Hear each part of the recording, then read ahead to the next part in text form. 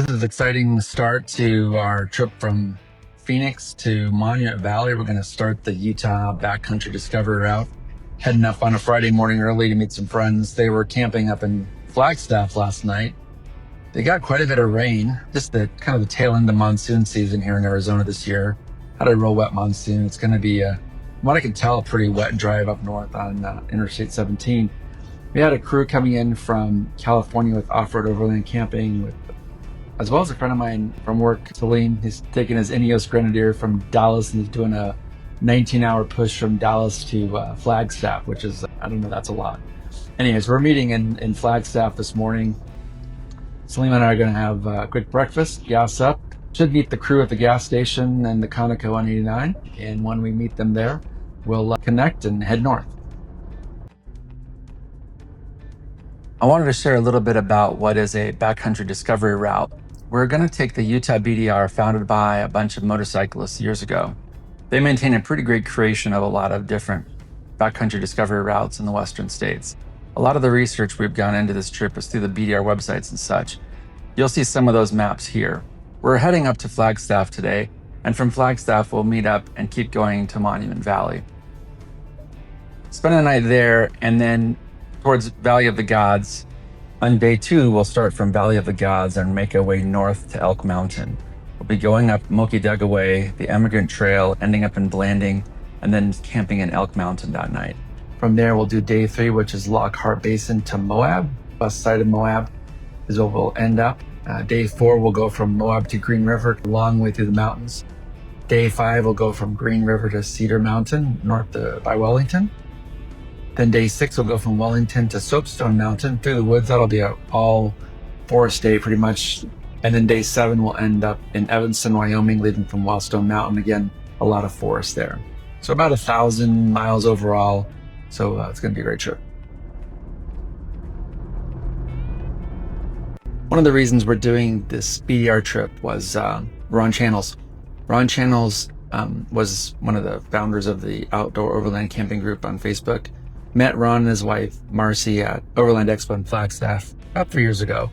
And great group to hang out with. My buddy Cedric and I were just kind of very randomly met them by camping next to them, and it ended up raining half the weekend, and we ended up having a great time being wet and partying and enjoying Overland Expo. So just a great time. A while back, I ended up going on one of Ron's trips that he met and met a lot of his good friends from Southern California. I ended up going on a few other trips, and this was a trip that Ron had planned for August of 25, and he ended up passing away earlier this year, just late spring. So we wanted to keep the momentum going, so we ended up and kept working on this trip. James and Mark in particular in California were kind of the leaders of this trip, and Mark put a lot of work into planning this and taking the ball from where Ron had it. So a lot of props to them for making sure that we're honoring Ron in this, and we're going to have a great trip overall.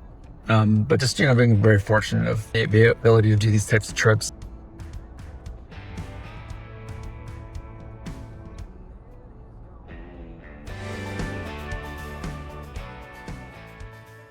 I was able to meet Salim at the Conoco in Flagstaff. We had a great breakfast, and just as soon as we were done catching up at the diner there next to the Conoco, so we ran into the group from California.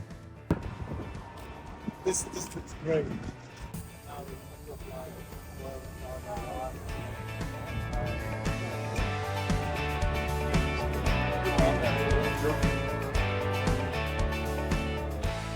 Driving at night, pushing through the trees. We ended up having to turn sideways in the middle of the trail to get our tents open. It was a nightmare. Yeah, I just in the vehicle with Grenadier. I need some scratches. Our second breakdown of the day.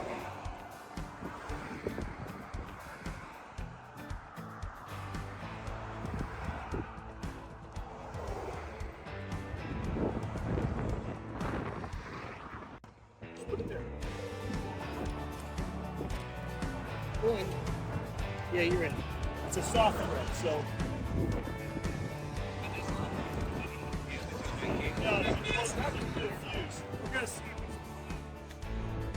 After the roadside repair of Mimi's Jeep, the fuse for the fuel injector and such It was about a 45-minute or so delay. We left the 9,000 foot elevation of Flagstaff. Been to Flagstaff. There's a big San Francisco peaks kind of frame the town, and then as you go north on 89, you get a lot of pine forest mixed in with cinder cones and lava flows, and that kind of transitions to a high desert plains. It goes on for quite a while as you transition from there to the Navajo Nation. Then you transition into more of the red and pink sandstones. Heading up towards Tuba City, we kind of wound our way up towards Tuba City to Soyan. Had intermittent rain throughout that whole period, off and on, just really refreshing end of the day. At this point, Celine's friend Paul had decided to join us in Soyan. He's driving in Rivian, so he was charging it up in Soyan. He was going to meet us in Monument Valley.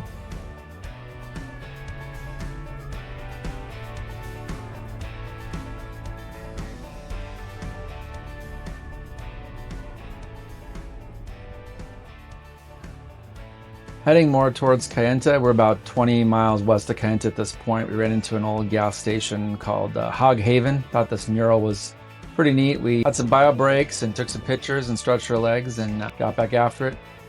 This is when it really started to open up into the Red Rocks and such, moving into Kayenta. And I convoyed into Kayenta. And as we got into the city, we ended up meeting up with Paul and headed our way towards Monument Valley at this point. We also saw there was a check engine light again on one of the Jeeps, so not mine, thankfully.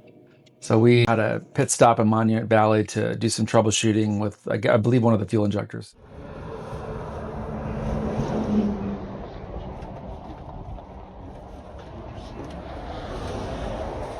When it was almost 4 p.m., we were encountering quite a bit of storm clouds to our northwest, and we wanted to get to camp at a decent hour and set up.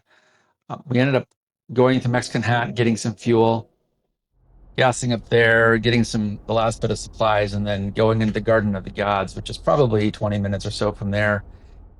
Just camped just off the beginning of the Garden of the Gods entrance. No sooner did we get there than it starts to storm. Did this time lapse of this pretty epic thunderstorm that was hitting just north of us, and we ended up getting a decent amount of rain that night.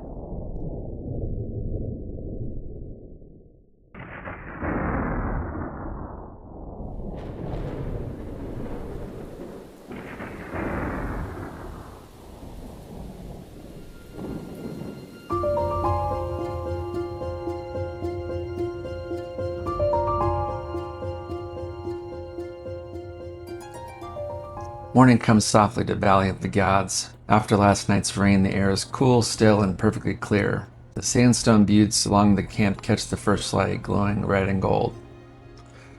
From above, 7 sailors rise like sentinels. Each tower stands as a monument to erosion and endurance. Everywhere you look here, it's the same way. Millions of years, long before any tire tracks or wagon wheels ever crossed them. We pack up, camp, and roll east along Valley of the Gods Road, 17 miles of open desert winding through Red Rock country. The rain has left it really nicely packed, firm and smooth, very little dust in the air. The formations along here have lots of names pulled from imagination, really. Lady in the Bathtub, Brewster Butte, Battleship Rock. Quite a bit smaller than Monument Valley, but a great place to drive through.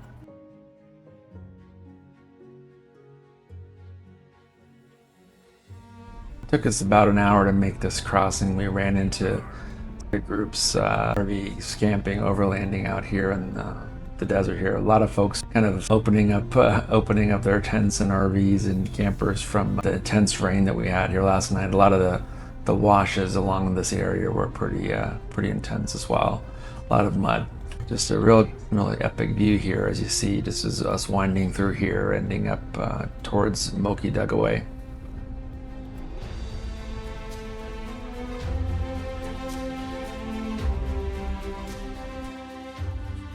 As we leave the valley floor and start to climb up Moki Dugway, it's really 3 miles of dirt switchbacks carved into the cliffs of Cedar Mesa. From a distance, it looks improbable.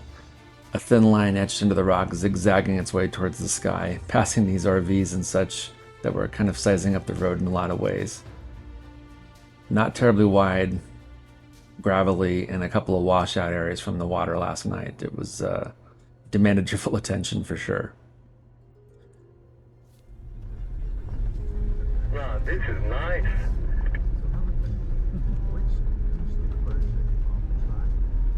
Wife is leaning over on the my side of the car.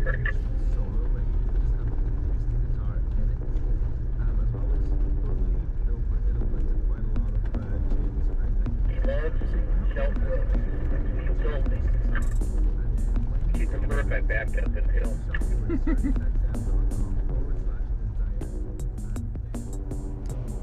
This route was cut in the 1950s by the Texas Zinc Minerals Company to haul uranium ore down from the mesa. No guardrails, loose gravel, sheer drops on one side, sandstone walls on the other. It's part engineering, part audacity, and a reminder of how much effort it really takes to move material through this country.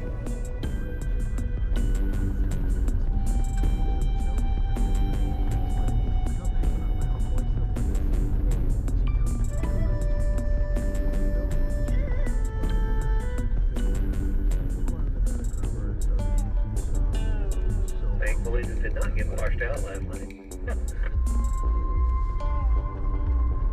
This is just like the roads in Texas, right? The elevation change is quite sudden. The higher you climb, the more the valley really opens up beneath us. The formations of the Valley of the Gods shrinking into miniature, the San Juan River winding through the desert far below.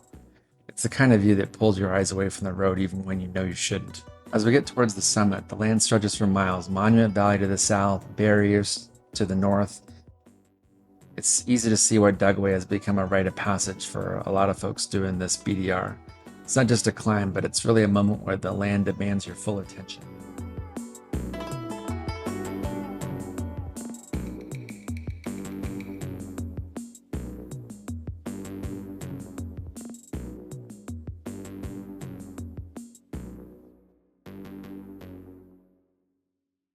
From the top of Cedar Mesa, we were on highway for a few miles, away from the red cliffs of the San Juan and into open high desert. This stretch follows a portion of the old Emigrant Trail, sometimes called the Snow Route. These were paths settlers once took heading west, tracing faint wagon tracks through land that offered much more challenge than comfort.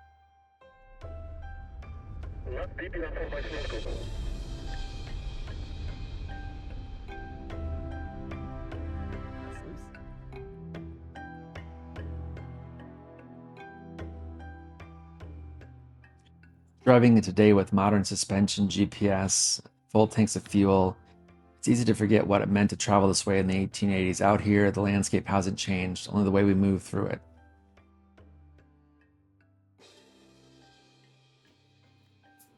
In 1880, the Hole in the Rock pioneers were there in their second year of forging a trail from Escalante to what would become the village of Bluff, on the banks of the San Juan River to the east.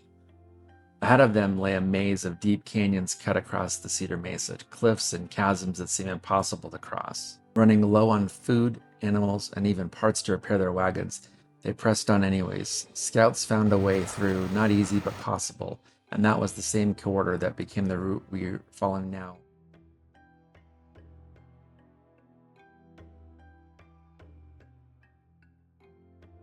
Here at the twist, the views down the road canyon are incredible. Layered stone and shadows stretching for miles. To the east, the saw-toothed spine of the Comb Ridge that we'll cover this afternoon cuts the horizon. To the north, the twin buttes of Bear Ears stand like sentinels guarding the mesa.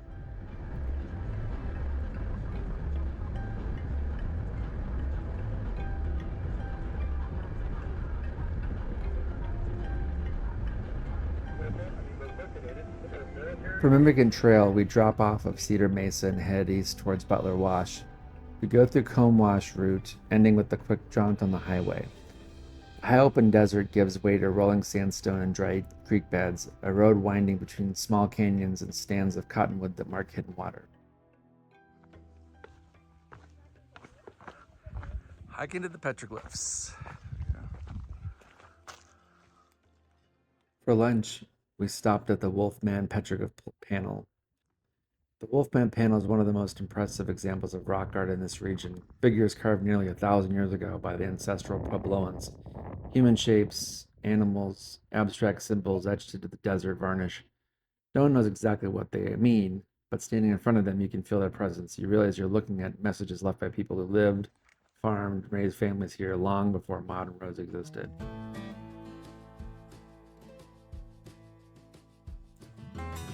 This is about 15 miles of folded sandstone that looks like the earth's been lifted kind of on its edge in a lot of ways. The track is easy as it parallels Comb Ridge.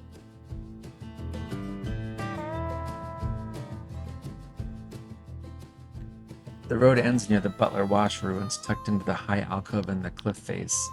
The short walk takes us over to the outlook where we can see the ancient dwellings with really interesting stacked stone rooms, evidently for storing granaries, built by the ancient Puebloans nearly a millennium ago. Yeah, I've seen all those It's fascinating. They've stood through centuries of storm and sun, sheltered into the same sandstone we drive beside. It's a humbling place. The wash, the cliffs, the art, the ruins, all connected through time. Out here, history isn't buried, it's carved into the stone, quietly waiting for anyone willing to slow down enough to see it. As we left the Butler ruins, we were heading towards Blanding. We rinsed off some of the vehicles, got some fuel and ice and some snacks in Blanding, and headed off the pavement back onto the dirt towards the mountains. At this point, it was definitely getting a little bit cooler out as we were climbing up, and it was late in the day. Up here, the terrain really shifts fast. The juniper gives way, and all that tall aspen and spruce, the light flicking through the trees as we gain elevation. The trail winds along some ridge lines and open meadows, and it kind of goes up and down here for a while. It's a great view here. By the time we reach Elk Mountain, dusk has settled in. The engine's quiet, the forest closes around us, and what's left of the day disappears behind the peaks. We had some great time around the campfire, enjoying each other's company, telling stories, a good rest, a peaceful end to a long day from sandstone to alpine in a single drive.